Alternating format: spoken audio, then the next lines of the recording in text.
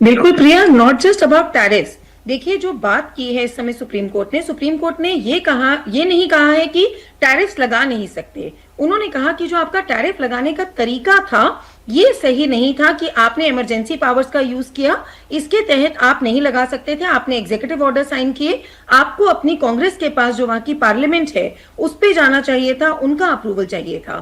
तो अब इसके देखिए बहुत ज्यादा कैस्केडिंग इफेक्ट्स होते हैं प्रिया, क्योंकि अभी तक अपने एक महीने के टेन्योर में ट्रंप ने जितने बड़े फैसले लिए हैं वो सब एग्जीक्यूटिव ऑर्डर्स के तहत ही लिए हैं। चाहे वो मुडारो को उठाने वाला हो, चाहे वो अभी ईरान के ऊपर पूरा जो उन्होंने एक वहां पे अपना एरियल बेस बना लिया है वो वाला चाहे फैसला हो, चाहे सैंक्शंस लगाने का फैसला हो रशियन ऑयल के ऊपर, ईरान ऑयल के ऊपर। तो ये सब फैसले भी कहीं ना कहीं आगे जाके क्वेश्चन हो सकते हैं। ये चीज आज ट्रंप के दिमाग में जरूर घुस गई है।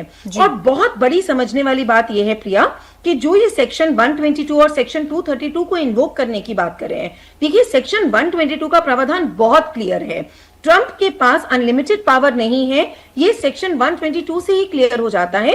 क्योंकि सेक्शन 122 एक तो कहता है कि एक्सट्रीम ट्रेड डेफिसिट की सिचुएशन में आप केवल 15% तक का टैरिफ लगा सकते हो, वो भी 150 दिनों के लिए।